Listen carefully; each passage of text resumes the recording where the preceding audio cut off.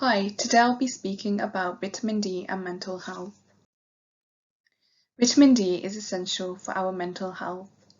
It supports healthy growth and development.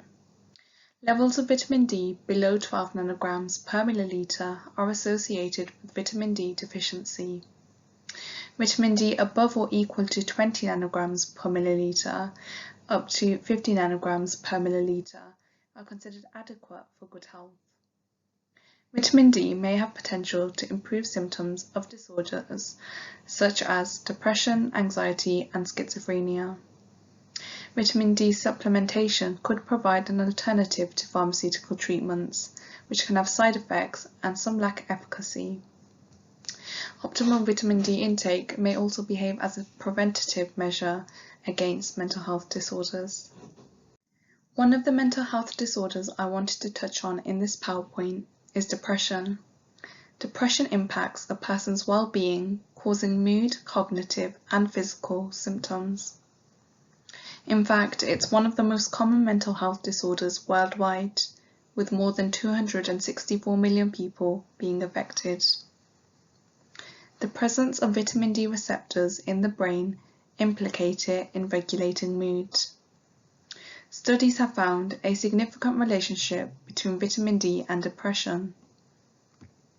People with depression are more likely to change their lifestyle to predispose them to vitamin D deficiency, such as spending more time indoors and therefore less exposed to sunlight for vitamin D synthesis. Today we will look at a study examining the effects of vitamin D metabolites, that's 25-hydroxy-vitamin D3 and D2, on depression symptoms.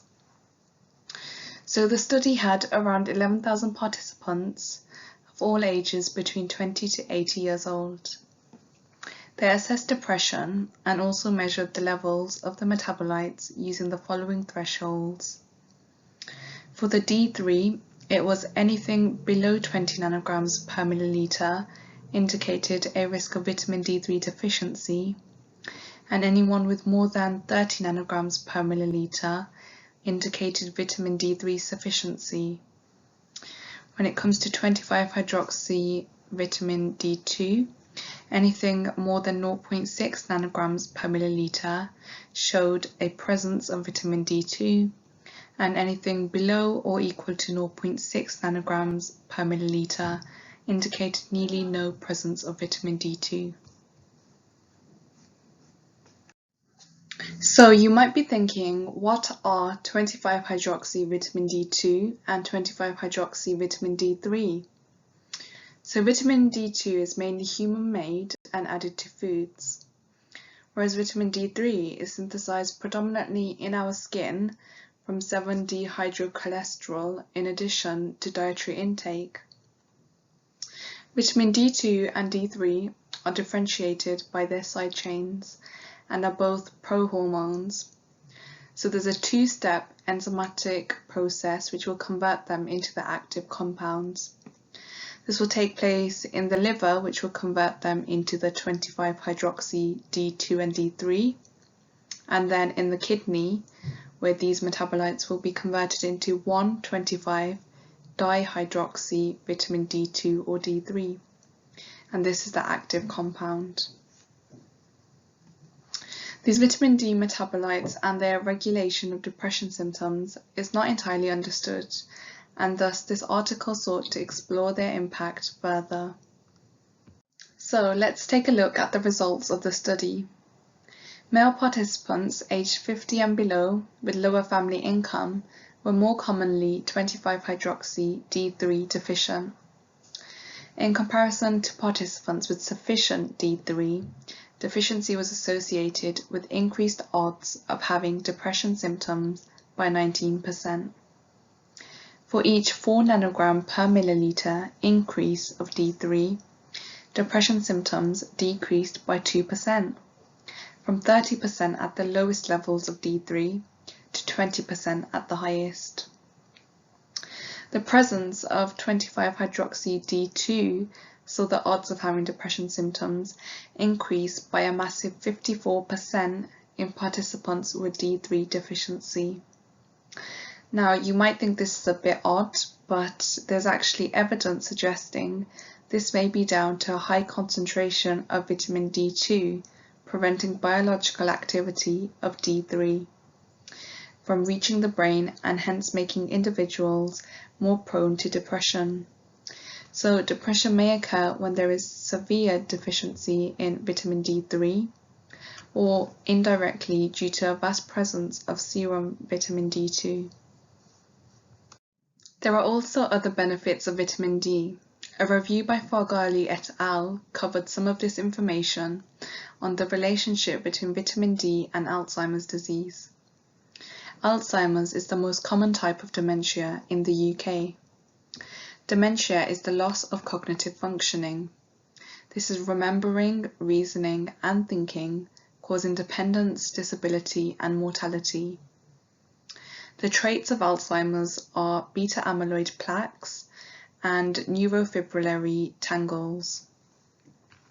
Vitamin D plays a protective role in neuroinflammation, which is implicated in dementia and prevents beta amyloid accumulation. Vitamin D also regulates neurotrophic factors. These prevent cell death in degenerative processes and can enhance the growth and function of affected neurons in these disorders. In a randomized controlled double-blind placebo trial in healthy individuals of 65 years old and above, the vitamin D supplemented group showed better cognitive performance. The review summarized that vitamin D supplementation should be encouraged in the elderly and in Alzheimer's disease patients to combat possible cognitive decline. Meanwhile, a huge body of evidence emphasizes the importance of vitamin D as a supplement for slowing brain aging. So, how can we help? We have a vitamin D home test kit. The Your Personalised Vitamins Rapid Home Self-Testing Kit gives you a quantitative determination of 25-hydroxy vitamin D levels in capillary blood. So it's not only the first quantitative vitamin D home test kit, but results are received in just 20 minutes using the app.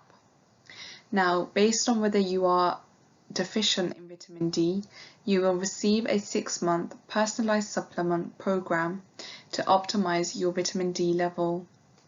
You'll then be allowed to retest your vitamin D levels in 6 months to ensure you are maintaining optimal levels even in the winter months.